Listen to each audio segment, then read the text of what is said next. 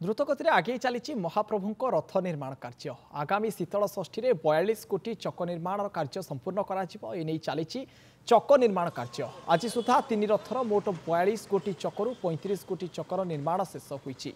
एसह तीन रथर 8टी लेखाएं भूई चौतार चौपट कार्य शेष होती। सेपटे तीन रथर 4 कोटी लेखाएं मुहाट और 4 कोटी लेखाएं निराड़ी काठर चौपट कार्य शेष हुई दुई मुखबिंध मापगारिया शेष होती। आज तीन रथर अख निर्माण द्वितीय दफारे रथ अमीन तीन रथ बाहर चाली को 2टी लेखाएं 40 फुटिया धौरा काठ जोगाई। सेपटे महाप्रभु अख निर्माण आवश्यक धौरा काठ न पहुंची असंतोष देखा एने अधिक आलोचना करिसेंती आम पुरी प्रतिनिधि शिव प्रसाद दास। द्रुत गति में आगे चली महाप्रभुंर तीन रथर निर्माण कार्य। आज को 23 दिन में पहुंची महाप्रभु रथ निर्माण कार्य। रथ चाली सबू निर्माण सेवक मैंने एवं कार्य तत्पर देखाई। आप देखिपे दृश्य जेहेतु महाप्रभुंर प्राथमिक पर्यायर चकर आवश्यकता रही है। आम कह तीन रथर संपूर्ण 42 चक मध्य 35 चक संपूर्ण हो जाए।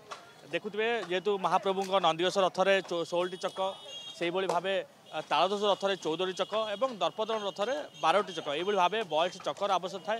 ये 42 चक मध्य बर्तमान सुधा 35 चक संपूर्ण सरी जाइए। समस्ते जेहेतु महाप्रभु कार्य को आगे नौ आलोचना करवा आम सहित बालकृष्ण महाराणा अच्छा। आज्ञा कौन कहवा ये आम देखु 35 चक निर्माण कार्य शेष हो जाए। जेहेतु 42 चकर आवश्यकता रही है प्राथमिक पर्यायर चक को बेस गुरुत्व दिया यापर कौ कार्य आगू को बढ़ाई देखो चक कार्य सरला अख आमर अख पर चौता जोका निराड़ी मुहाटी सब कार्य अनुरूप चलती सब सरला।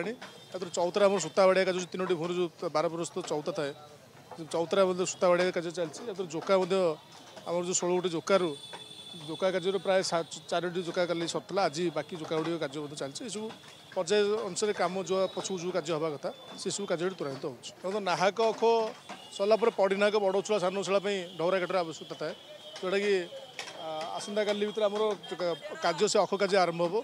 अख काठ कि आसार असुविधा अच्छे से सब काठ आसला अख कम आरंभ हो। या आम चौथा कार्य चलती। चौथार आम जो 3 परस्त भूई रही है 4 नाग उपर चौथा गुड़िक भूईर पाखुड़ा बिंद गुड़िक सूता माप कर जोका जोका कि जोका ढौरा कि आसन कार्य सते या आसन ढौरा मिसिक कार्य कि ढौरार गुरुत्वपूर्ण भूमिका रही है। ढौरा काठ आम सहित रथ अमीन अच्छा प्रतिक्रिया ना जेहेतु आज्ञा कौन कहवा जेहेतु महाप्रभुंर अच्छी जो 40 फुटिया दोहरा काठ जे बर्तमान सुधा पहुँच पारनी जेहेतु रथ निर्माण कार्य आम देखु आगे चली केत आसी पहुँच काठ सब तो कहीपरि कि आसवे आसवे बोले समस्त कहते हाकिम सह कहते आसवे बोले एपर्त आसी 40टा आम ढौरा काठ दरकार अख गयल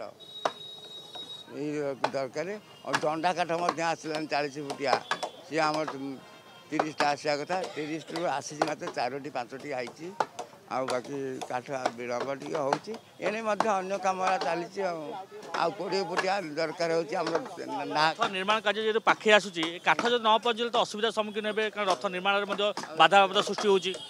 तो कई दायित्व नौना कहवा कथा आम खाली खोजी खोजिकी हताश हो कौ काठ कौटा कौन हम ये व्यवस्था आम मन भल ना असुविधा भाव जो काठर जो अभाव देखा ता यथाशीघ्र पहुँचब जहाँ अनुमान करा जेहेतु धौरा काठर आवश्यकता बहुत गुरुत्वपूर्ण रही। महाप्रभु रथ निर्माण कार्य 40 फुटिया धौरा काठ जो 15 खंड आवश्यकता रही ताहा सठिक समय पहुँचवा आवश्यकता रही। बर्तमान 180 ऊर्ध्व निर्माण सेवक मैंने बर्तमान नियोजित हो निज निज कार्य लिप्त रही। किपरि महाप्रभुंर से अपार करुणा पाई 3 रथ निर्माण कार्य किपरि शीघ्र सारे से एक प्रकार धार्य मन में लक्ष्य रही। यथेष समय पूर्व से महाप्रभुंर कार्य जेहेतु शीतल षष्ठी आगू रही शीतल षष्ठी में महाप्रभुंर से 42 चकर निर्माण आवश्यकता रही है ताहा यथाशीघ्र शेष हम और अंपटे स्नान पूर्णिम 4 नाहाका उठा जो विधि परंपरा अच्छी यथेष पूर्व शीघ्र लक्ष्य रखा जाए। भाव महाप्रभु कार्य जेहेतु द्रुतगति में आगू बढ़ा जाऊँगी आम आशा करवा महाप्रभुंर कार्य यथाशीघ्र संपूर्ण करा एवं जो धौरा काठ जो आवश्यकता रही 15 खंड और से 15 खंड धौरा काठ ଶ୍ରୀମନ୍ଦିର ମୁଖ୍ୟ ପ୍ରଶାସକ ଧ୍ୟାନ ଦେବା ଦରକାର ଏବଂ ଶୀଘ୍ର ଯଥେଷ୍ଟ ଶୀଘ୍ର ଆସି ପହଞ୍ଚିବା ଦରକାର ଯାହାଫଳରେ এই যে বাধাপ্রাপ্ত হচ্ছে সৃষ্টি হচ্ছে মহাপ্রভুঙ্ রথ নির্মাণ কার্য তাহা দূরীভূত হয়ে পার নিহত ভাবে আশা করা মহাপ্রভু কার্য মহাপ্রভু নিজে যেহেতু গড়ুচ্ছেন তৈরি করছেন এবং নির্মাণ সেবক মানে কেবল তাঁর তত্ত্বাবধানে মহাপ্রভু কার্য করা আমি আশা করা যথেষ্ট সময় পূর্ব মহাপ্রভু রথ নির্মাণ কার্য সম্পূর্ণ করা পুরী ভিডিও জর্নালিস্ট সাগর মল্লিক সহ শুভপ্রসাদ দাস নন্দীঘোষ টিভি।